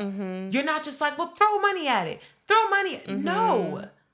Like, she did a video and she was like, and I don't think that there's anything wrong with this. She did a video where she took her nieces out, right? And then surprised them with a shopping spree. And like, there was a part where one of the workers was like, damn, this is my rent that she was just spending on these kids. And they were going from store to store to store. $3K here, $6K, just like, that's not content I want to watch, because you are spending what I'm struggling to pay in rent on kids who are going to fuck it up. They're kids. And you wonder why people are not fucking with your content. Like, I don't know. Before we get into it for real, I would love to know, how do you feel about influencers right now and like content creation in general? What do you think is happening in the landscape? So, Jackie and I kind of touched on this last week, but I told her I don't really identify as an influencer. I never really have. And I've done brand deals and stuff, but I just never felt like I was somebody who influenced people to buy stuff. I know I have, a little bit here and there, but I just made an LTK last year and never post on there. But I think the difference is like, an influencer is somebody who is mainly promoting products all the time, and a content creator is somebody who's more so creating content that they really enjoy. And so I've kind of... That's interesting. There is a difference. Like, even like when you're with social media managers, they say like how, which lane do you really want to go? Well, no, I think it's interesting that you connect influencing with pushing product. because yeah. because I never, like, to me that's not something that I think of when I think influencer. I think influencer is more so the focus is you, not the content you create. You know, it's like a day in my life, or like, I love this new blush. Like, of course you're talking about it, but it's not like, hey, go to my TikTok shop. I think that now it's become that. But I think that the general identity of what an influencer was just, I am existing and you want to be like me. It's aspirational. Yeah, I think it started off that way. But I think the past, like after COVID, especially like 2022 and on, I think it became very product focused. So it's like a new shift in influencing. I don't even want to call it new because that's always been around, but I think just the way that we perceive it is new. I don't know, because prime example, you know who De'Ara is? But I've heard of her, but I don't know her. So De'Ara to me is an influencer, not a content creator, because she does make vlogs, but she doesn't do any, like, to me, content creation is about creativity. Nothing she does is based in creativity, where it's like, oh, you know, I'm putting together a short film, or like, oh, I'm, you know, giving my like how-tos, or, you know, whatever. I think that she is an influencer because she's just existing and living life, and people are like, damn, De'Ara changed her hair. I got to do my hair like that. Or like, damn, De'Ara just showed her new like set, or, you know, like shit like that. But she doesn't really push products. Like, she has like her own sunglasses brand, but that's pretty new. But you influence people. Yeah, influence. You inspire people. No, but I don't think that you're wrong in saying that now influencers are synonymous with like being basically QVC talking heads. Yeah. Right? I think that that's a new shift. I feel like that's something that's happened in the past 2 years with TikTok Shop. Yes. TikTok Shop has turned. I hate TikTok Shop. Same. But that's turned influencers into these like selling machines. Yeah, that's very interesting. I never thought about it that way. But I definitely think there is a shift in the landscape, and even like how I personally consume social media now. I don't even see content like that, like a get ready with me or a vlog. I rarely even see content like that anymore because that's how I just curated my feed. But I know it's still out there. Yeah, it's like big. People gravitate towards that probably more than anything else, to be honest. There's definitely still a lane for it. I will say that right now on TikTok, and I would say to an extent on YouTube is having a resurgence of people wanting to see creative things. So like people who do vlogs, their vlogs are cinematic. Yeah. You know what I mean? Or people who are doing like makeup tutorials and stuff. It's not just a cut and dry makeup tutorial. It's a makeup tutorial with a story time. So even on TikTok, day in the lives aren't really going up that way unless there is something that's also involved, like a story time. People want authenticity. People want the crash outs. They want the story times. They want the mess. They want all of that. They want things that feel very real. And I think that that's why over the past few years, recently, a majority of the real poppin' content creators are broke. So they're very like hood, broke, messy, like they're not like aesthetically pleasing. It's like people cooking in their dirty kitchens, and you know what I mean? And I don't mean that in like a fucked up way. Or like people put it like, you know, they're doing mukbangs of like, you know, the Taco Bell, just like nothing like super curated. I think that previously that's all that people want. They want an aesthetic. If you're making your morning coffee, I want it to be in the prettiest glass with the prettiest ice and like, you know, like do all the things. Now people want to see somebody roll out of bed with their bonnet on and then talk to the camera. That's why people like E. Kane are so big, because it's mess. That's why people are okay with seeing people on live for 7 hours straight. And just existing in their homes, yelling at their kids, doing their press-ons. Like, people want to see real authenticity, because I think they're burnt out by the influencers and influencer culture, and by always being sold something. E. Kane ain't trying to sell me shit but a wig. You know what I mean? But a wig and bad advice. That's it. But it's how real she is. That's all people give a fuck about right now. I think that that's why my content does well too, because it's me just talking about things that I've actually experienced. Every time I post like something that's more curated, it doesn't do well. Oh yeah, on TikTok, no. People don't give a fuck about that shit. Yeah. And even my vlogs, I need to get back to vlogging. I do. I know the people are mad at me. But I think my vlogs did well because of that too. Because it was just like authentic. Mm-hmm. Low quality, my actual life, the people that I hang out with, the things that I do. It's not like, oh, come with me to the festival and come with me to Mykonos. No, girl, come with me to QT. Mm-hmm. Come with me to my girlfriend's house. Come with me to, hang out with Tabria and the baby. It's like shit like that. Yeah. Where do you see it going? I don't know, because I feel like we're going to come to a head with social media at some point. Even like when I think about meme culture and how memes just get recycled so much nowadays. Lingo gets recycled so much. This is the first time where we are witnessing the second generation of social media come on. Yes. So we're seeing all the millennial shit recycled, and it's like, oh, like been there, done. You know what I'm saying? Been there, done that. I feel like it's gonna come to a head with Gen Alpha, just because the things that they are interested in is so different, and that they are being conditioned differently than prior generations. They're growing up on brain rot. Like they don't know what a commercial is. They know what an ad is. Yeah. They don't watch cartoons. They watch YouTube shorts. Mm-hmm. And I don't know how that's going to affect how they interact with social media, but I think it's going to be very different from how Gen Z and up has. I, for one, have been witnessing Gen Alpha being home. Like all the kids, they're all Gen Alpha. And their lingo is just internet talk. Mm-hmm. That's it.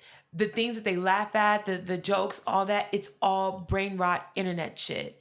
And their internet shit isn't as witty as our internet shit is. Mm-hmm. And I think that there aren't many... I think that niche culture is gone now.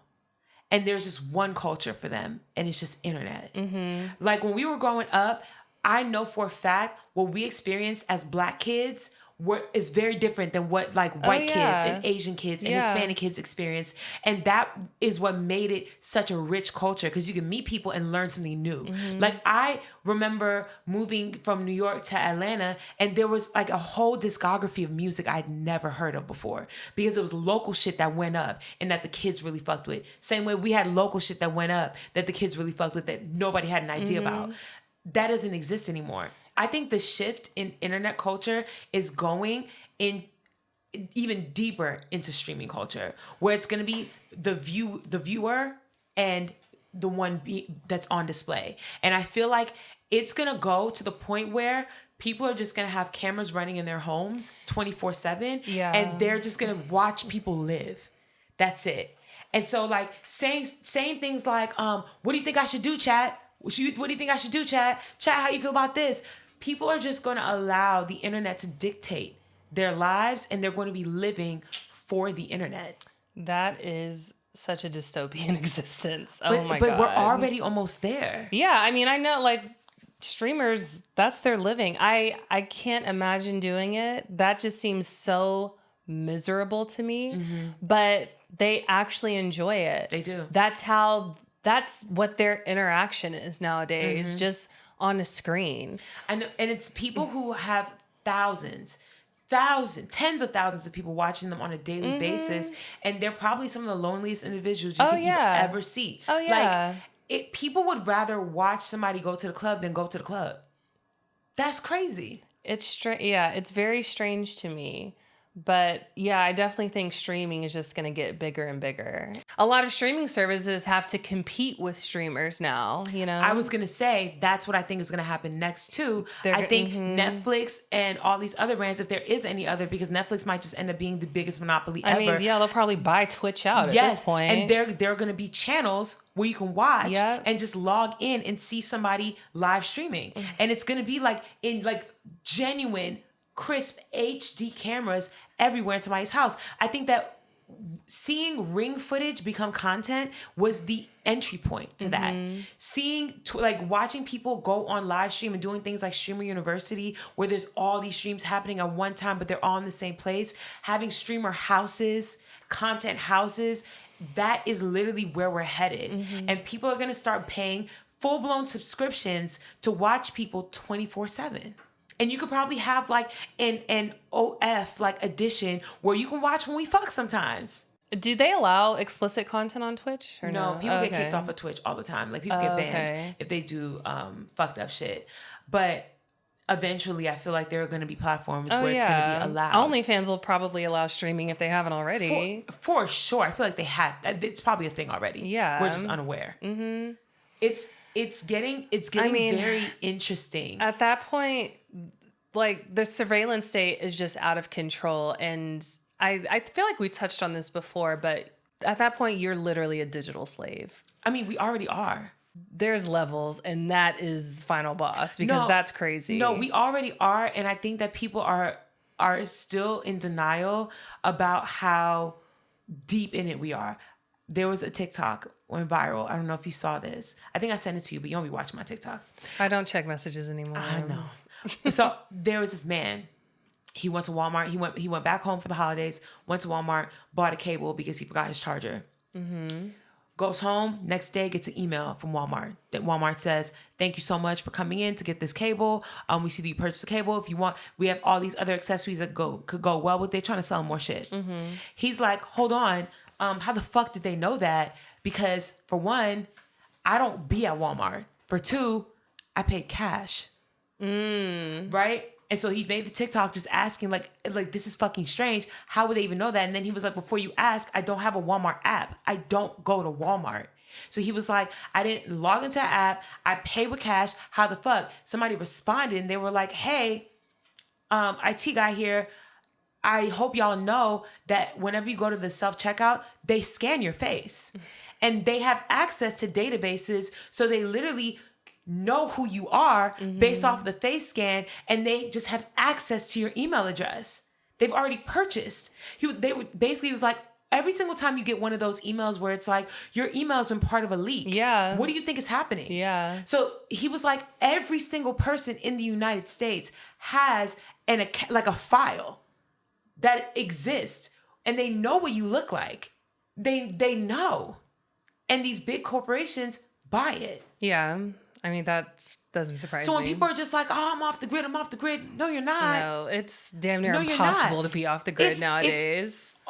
Like, Tabria's not exaggerating. It is damn near impossible. That's not hyperbole. The government knows who the fuck you are. They just have bigger fish to fry. Like, you running a red light, stealing a candy bar, whatever. But if they really want to find you, baby, they gonna find you. Easily. They know.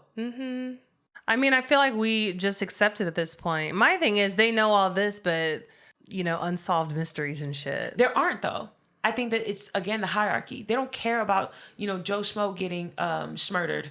I mean, I don't know why. TikTok is fucking me up. But Joe Schmo getting murdered, they don't give a fuck about that. They don't give a fuck about all the missing indigenous women. They don't give a fuck about the missing black kids. Yeah. They don't care because they have bigger, in their mind, bigger fish to fry. Like, they could solve all of these cases if they wanted to. Yeah. They're just not going to do it. And I think that we have gotten to this point of just acceptance. Like, have you thought about, I asked somebody this question while I was home. I was like, "How many contracts have you signed in your life?" And they were like, "Not many, like 2." And I was like, "Nah, baby. You signed at least 100 contracts." Yeah. Every single time you hit agree. Okay. Yeah. Every single time you hit agree, you sign a contract. You're not reading through those. You don't know what you signed off on. You have no fucking clue what you signed off on. All of us, every single time Netflix updates some shit, we could be signing off on Netflix filming us back and using the footage how they want to. Yeah. And so I think that we have two choices. And honestly, we don't. It's a lie. It's a fallacy. We have one choice. You just got to go along with it at this point. What is there to do aside from leave? Where are you going to go? You think the United States is the only country doing this? Right. Of course not. We're just at this point. And so it's like, well, you might as well catch a vibe while you're here. I think if I'm bringing this back to the conversation, this is why I kind of checked out from people who never have anything impactful to say. Yes. There's just too much tragedy going on around us for you not to say something. And I know this was like a big conversation ever since October 7th, obviously, but it's become even more prevalent recently just with, the increase in the ICE raids in this administration. But do influencers and celebrities have an obligation to speak out about social issues and political issues? I don't think they do. I don't think they do either. I don't think they do. But I know for me, if I want to follow someone, then I need to know where you stand and I need to know that you give a fuck. So I 1000% agree with you. And I think that that's what frustrates me the most when it comes to cancel culture. Mm-hmm. And the fact that y'all want to get upset once some kind of offense has been committed, but y'all were invested in people that stood on nothing from the beginning. Yeah. We need to be the ones that check ourselves about what we're consuming. And if you have a moral compass that's that strong that you're willing to get on the internet and call for someone's cancellation, you should not be involved with them to begin with. Mm-hmm. Why do they have 1,000,001 followers? You're the one. Divest. Mm-hmm. If everybody did that, people who didn't deserve audiences wouldn't have one. I know. Like, you can't expect people to abide by your moral code. If you have one, it is your job to do it yourself. Like, the Chris Brown conversation is one that really upsets me and comes up often because, like, of course, I'm like, well, how could y'all? I can't change that. If y'all want to be fans of an abuser, that's on you. I know that I am not giving an ounce of a dollar, but that's all I can do. And if y'all want to invest in the wrong things, don't get upset when you're proven wrong. Do you think that influencers are going to continue to be a thing? Because I know we talked about how content creators and like streamers will be a thing, mm-hmm. but influencers, like you explained earlier, is different. Influencers will definitely still be a thing, but I think you will just have to pivot your content because the audience, the consumers, we're savvier now mm-hmm. in the way that we can suss out an ad, essentially. Mm-hmm. And obviously, influencing is a multi-billion-dollar industry. Yeah. That is where the majority of ad money goes. It's marketing. Mm-hmm. So it's always going to be around. But I think there's going to be a rise in micro creators.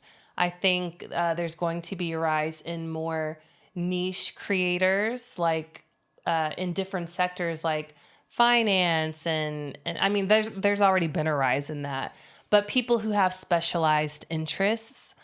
But I also think there will always be a lane for like the lifestyle or the beauty creator, but I think you will have to be more conscious of the type of content that you're making and diversify to where it's just not giving us overconsumption overload all the time. I have a different opinion. Mm-hmm. I think that content creators and influencers, they are in abundance right now. It's like podcasters. Yeah, it's oversaturated. I mean? It's very oversaturated. And I think that AI is going to fuck it up a little bit. I think that there is going to be a rise in AI influencers. And we already see it. Yeah. They already have followers. It's already a thing because AI can push so much content at a rate that a regular person can't. Mm-hmm. And the fact that we know it's fake, but it's still interesting, people are going to eat that shit up. And I do believe that eventually it'll get to the point where we're going to have really, really big influencers and then AI. And then the micro ones will eventually become kind of like the hidden gems, like that indie rock band or like the SoundCloud rapper, where like people with taste follow the small time creators. Yeah. But it's not going to be a thing where like it's going to be easy for someone to break through and become this big influencer. Mm-hmm.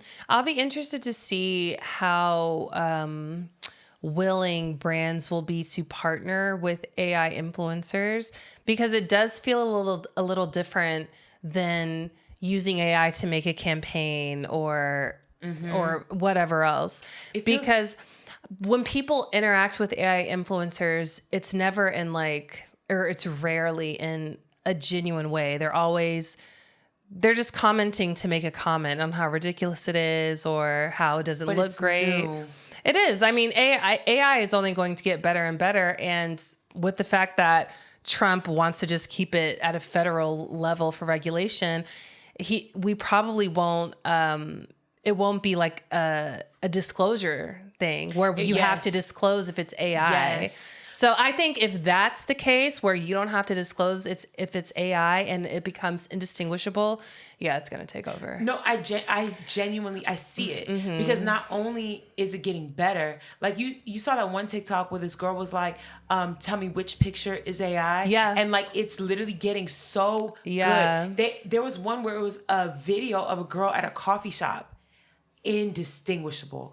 Thought it was a real person and it's AI. And this is just in 2025. Yeah. By 2028, it's gonna be realer than real. Yeah. They're gonna be able to add grit and smudges to the camera, and there's gonna be so many things that they're gonna be able to do. We've even gotten to the point where the music. Girl. Okay, that I run song, whatever. Yeah. That shit was a banger. Yeah. It was actually a good song. I like that song. I did. Like, and we're still at the beginning, the baby stages. Music is probably what scares me the most. Well, I will say, who was it? Was it Sony? I think it was Sony that said that they won't allow AI, like artists or AI what? artists. I don't know who it is, but I feel like a bunch of them are doing it, where they basically are taking down music on their platforms or music that is like, oh, that's AI generated. That's AI. Maybe it's like, I don't think it's Spotify because Spotify is clearly the ops. Well, they took down that I Run song. Like he was having a hard time getting it back up, so maybe it is that. It's gonna come to a point where they won't be able to verify that anymore. Yeah. People are starting to crack down on it, but I feel like it's going to get to the point where once we stop caring, because as human beings, as Americans, we'll get fatigued. We get fatigued, and we just accept things as they are because it's comfortable. And you know what? Yeah, it does suck, but it's a banger. It's a good track, you know? Well, I know that this content creator is AI, but this shit's funny. This shit look good. You know what I mean? Yeah. I think that it's eventually going to get to that point where we're just going to accept it for what it is. And the people who maintain celebrity, like true celebrity, not just like you're rich. They're going to be the ones that play ball and that are either longtime loved heroes or they are just excellent. Like it's going to be a lot harder to break through. Oh, yeah. Nepo babies down. Everybody gonna be a Nepo baby because you have the money to get in. Like, even thinking about how Netflix doesn't have writers' rooms the way that big studios used to. And I saw this woman who was talking about how people don't realize... a lot of studios don't have writers' rooms anymore. But this woman was talking about how Netflix... buying or taking over WB and what else was it? WB and HBO. HBO. They're under them. Taking over that is really fucking a lot of people, and writers won't be able to break into the industry the way they normally would because they have staff. And you can't just show up and be like, hey, got this script, let me pitch, because they have a team for that. And so it's going to be so hard for people to just break into the industry. Like, niggas used to really just like show up in LA, get a job at a coffee shop, and just start throwing scripts at people. Yeah, it's not a thing anymore. It will purely be you have to know someone. Or you have to get employed. And then you sit in a room and all you do is conceptualize. Gosh. I know. Every time. Just looks bleak. I know. Well, before we walk away from this topic, what do you envision for yourself on social media for the future? I just want to create things that genuinely interest me. And I think that's why I don't really mesh with TikTok as well, because I mean, we've had this conversation before. I'm not the creator that just puts my phone up and talks. You're more intentional. I love to create, a story and interesting images, you know? But I want to find a way where I can blend that with my activism and, you know, the little things that interest me, like my puzzles and, you know, even decorating. I didn't show you this, but they had the streamer awards. Oh, I saw. Okay, I know. The She was year so was cute. a Black woman, yes, and all she does is do puzzles. I know. I literally was like, "This gonna be you in 30 years." No, literally. I was like, you know what? I'm not a streamer, but if I could just put a camera up while I do puzzles, I could do that. No, literally, that's all. She said her kids set it up for her, and she just turns it on and does her puzzles. Yeah, that's really cute. Obsessed. I'm gonna get Twitch just to subscribe to her. Oh, that's sweet.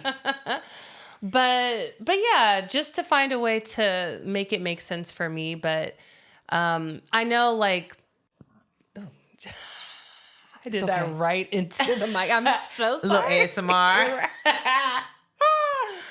But like when you have managers and agents and stuff, everything is a strategy. Yeah. And I can't approach social media that way, because if it's not enjoyable for me, I'm going to burn out so quickly. Yeah. So it has to be things that I enjoy making. No, I agree. I think that for me, what makes me bad at social media is I can't be on like that. Because if I'm not inspired, I'm not doing it. If I don't feel like it, I'm not doing it. And so when people are like, oh my God, it's been 2 weeks since you posted, I'm living. Yeah. You know what I mean? But you have to have that regimen in order to be successful. I hate how you're penalized when you don't post for a while. Yeah. Yes. And it always happens. And the thing is, I've accepted that and I'm okay with it, because I've understood that this is not an end game for me. Yeah. Like for a lot of people, being an influencer is their end game. And that's not the end game for me. And I'm okay with that. Of course, I'm very proud of what I built and I want it to be bigger for sure. But I also don't want to stress myself into being burnt out with social media in general by trying to be on this thing. I will say Instagram kind of repulses me lately. The landscape has shifted a lot. And I think that every single time, like on my timeline, I think because the algorithm hasn't learned me because I'm not on it enough, whenever I get on Reels, it is the most Facebook type shit. You know what I mean? It'll be I don't, because mine's curated. No, it'll be like somebody with like the fattest ass in America. It'll be somebody doing like something Ragebaity where it's like, oh, they're braiding someone's hair and they leave out just enough hair. Or somebody making a meal and it's disgusting, but it's them doing, you know what I mean? I feel like that's all the content that I see, especially when I'm like swiping through Reels. And then when I'm on my actual feed, it's 70% ads. Well, also, a lot of people don't know this, but everybody complains about chronological order on Instagram. There has been chronological order for like 4 years now. You just hit the Instagram logo and go to your following page. Just like TikTok has your following and your friends and stuff. Instagram has that too, but I guess a lot of people just don't know it. Hit this? And that you'll see it chronological order in real time, the people that you follow. But honestly, I do like TikTok more just because I feel like I learn more on TikTok. But the type of videos that I want to make is definitely made for Instagram. And my feed is curated perfectly for me. I see on so Instagram? many I have so many great cinematic creators that I follow on there. I just hate that it takes work to get to that point. Like you have to train any it. algorithm. No, I know, but I just don't enjoy spending time on Instagram. Well, yeah. You know what I mean? And I feel like in order for me to get to the point where I would enjoy it again, I would have to spend hours of being like, ugh, in order to get to that point. And maybe, you know, on an off day, I'll try to train it. I mean, that's me with YouTube Shorts. I will never, ever just search YouTube Shorts because that shit is crazy. No, YouTube Shorts is worse than Instagram Reels. Yeah, for sure. For sure. It's crazy as fuck. I'm always gonna love TikTok. Yeah, I love TikTok so much. It's definitely changed a lot. I'm still gonna create content. I really want to get back into doing my vlogs. I just don't have no fucking time. Yeah, like I need to be a millionaire. Who wants to be a millionaire? Me. Now. Yeah. Because I need a break. Yeah. My God. I'm always on go. Jeez, I have the next 3 weeks of my life already scheduled. I know, adulthood isn't fun. Jesus Christ. I also, last thing, I also want to try to be more community oriented on my Instagram. Like I want to do this so bad, but I worry about safety, but I want to just invite like people in my broadcast channel to go to an escape room with me. But I don't know if that's like crazy to do. I think it is. I think no. I think that you should and you could do it, but I think that if you do it, it needs to be in partnership with the escape room and have security there. Like it should be an actual curated event as opposed to everybody got their tickets like a field trip. You know what I mean? Because then you don't know what's happening. People could follow you home. If it's a curated event, you can leave before everybody else. You can leave from a back door. You can wait till the event is over and then be escorted out. But if you do it on your own, there's so many ways things can go left. Yeah. And you have very creepy followers. Some of the men, it's not the women, it's the men. Creepy as fuck. Well, I wouldn't let the men come. I don't know if I would allow men. But the thing is, it's not about allowing men if you announce what you're doing. You know what I mean? Like the details will be there if you do it on your own. Well, they would be sent out individually. A man can easily create a profile and say his name is Sally Hughes. I agree. Because if somebody has a mission, they have a mission. Yeah. I don't trust that shit. And I'm going to have to show up in all black with my blicky. Oh my gosh. With my blicky, girl. Yeah. That's all I worry about. But I'll figure it out. I think that you should start doing more events, and I'll help you plan one for sure. You can do so many things. It doesn't even have to be a meet and greet. It could be anything. We can curate an event around anything. It could be something civic where we're informing people about, you know what I mean? Yeah. There's so many things you can do, and you can do it safely. Or a puzzle day. Period. No, I think that's a great idea. Paint and what do you call it? Puzzle and sip. They don't even need to sip, girl. They don't even need to sip. But it could be like a universal game night or like a girls' game night. It could be anything. We're giving out so much free game. People gonna start doing this shit. I know they are. But genuinely, game night would be fun. But genuinely, yeah, bring your own. We provide. I can think of 3 venues off the top of my head that would eat down for this, and you can do it. Okay. Girl, we gonna talk. Okay. I got you, girl. Anyway, okay. Right, well. That was that. That was that. Influencing is not dead. You just need to change it. I'm going to ask you a question. What? You could either always, like literally every single day, have the perfect hair day. Okay. Your hair done exactly how you want it. You wake up, you want it in braids. It's in braids. You ain't got to put it in. You got to take it out. You got to sit down. Exactly how you want it at all times. Or never have a period again. Probably hair. I'd take the hair. Never have a period again. Like none of the PMS, none of the cramping, none of that. My period has gotten better after I had peaches. Okay, period. So I think I would do the hair day, especially because I always just have the same hairstyles and I never know what to do with my hair. I would definitely choose that. I would choose hair regardless. No matter what. It's always going to be hair. Okay. Where do you think your confidence comes from? And I don't mean that in like a... where do you get your confidence? Like a self-love type thing. Where do you think your confidence comes from? I'll answer first. Okay. I think my confidence comes from validation from other people that I didn't ask for. When other people or like just the room I'm in picks up on something and then they say it to me, I'm like, oh, I must be eating this up. Because I'm like, people don't even give compliments like that. And I don't mean like, oh, a nigga at the club said you was beautiful and you believe it. No, I mean like getting like random old people be like, you are so pretty. Then I really believe that shit. I'm like, oh, I look good as fuck today. Or I'm genuinely, I'm a pretty girl. Or people saying things like, wow, you are so intelligent. Hell yeah. But if nobody said anything, I probably wouldn't have confidence in me being smart. Yeah. I think that's where I get it from. Or even from like me doing something, like doing a story time and like it going up and people being like, you are so fucking funny. I'm cackling. I'm like, I didn't even think I was that funny. Okay. I guess I'm funny. I'm going to add that to my resume. If someone were to have asked me that years ago, I would have been like, no.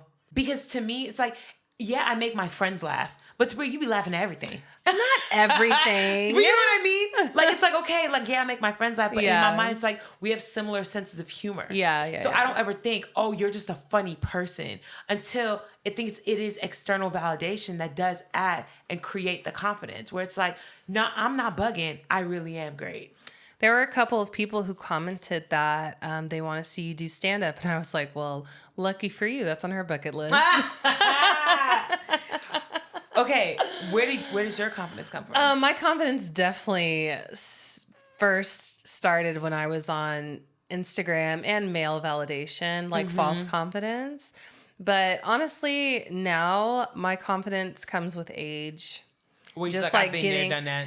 Yeah, but just like I really feel more self-assured in myself now. I feel like I'm in such a different place mentally than even when I was 30. Like when we were in the thick of COVID, I feel like I was still very naive mentally. But you know, they just came out with that study that said you're still a child until you're 30. Oh, like 32 or 33 or something. Yeah. And I believe that because I feel like like 30 was when I was like, damn, I think I gotta grow up. You know what I mean? Like that's when I was legit like, damn, okay. All right. Yeah. Things just don't faze me as much anymore. You really realize like how minuscule, you know, things are in the grand scheme of things. That's kind of a depressing like source of confidence. But yeah, I just feel very self-assured. I don't think that's depressing at all. I think that that's actually better in my opinion because you are self-assured. I feel like a lot of my confidence comes from external validation. And it's because I had very low self-esteem for so long that even when I have moments where I'm like, Mindy, you the shit, bitch. I'll be like, maybe I'm just telling myself that though. Like maybe I'm a little delusional. You know what I mean? I would love to be able to wake up in the morning and just be like, nah, I'm it. You don't believe that when you say it? I think I believe it more now, but it came through years of hearing people give me that validation. And so now, of course, I do believe it. Now I have, like, no one can tell me certain things about myself because I know. But it truly did come from just years of hearing people randomly point it out. And I'm like, damn, this is like the 40th time in 6 years someone said that I was pretty. Maybe I'm pretty. Yeah. You know what I mean? It's like that. I would love to be able to just like wake up. Like now I think that I do, but it's not like the confidence I know for a fact came from a buildup of external validation. And then me being like, oh, this is true. Yeah. You know? You know what would give me a big surge of confidence? What? When my money isn't tied to my looks. Ooh. And that's a rare problem to have. I know. Bitch, that's rare as fuck. Everybody money not tied to their looks, girl. What are you talking about? You are the outlier.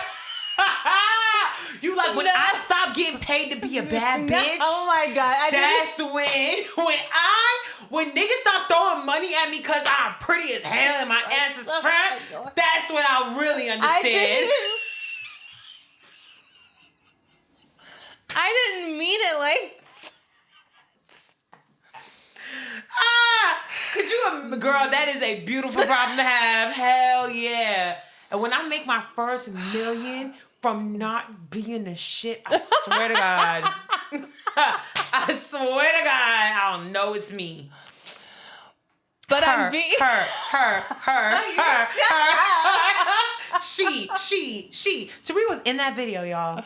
No, I was in Body. Oh, never mind. Body. You right. Body, yaddy. Oh my gosh. But yeah. When I do something that's like totally removed from what I look like, that will give me a huge boost of confidence, I think. That's why I'm that's why I'm kind of interested in like ways that I can pivot now. And this is like, so funny.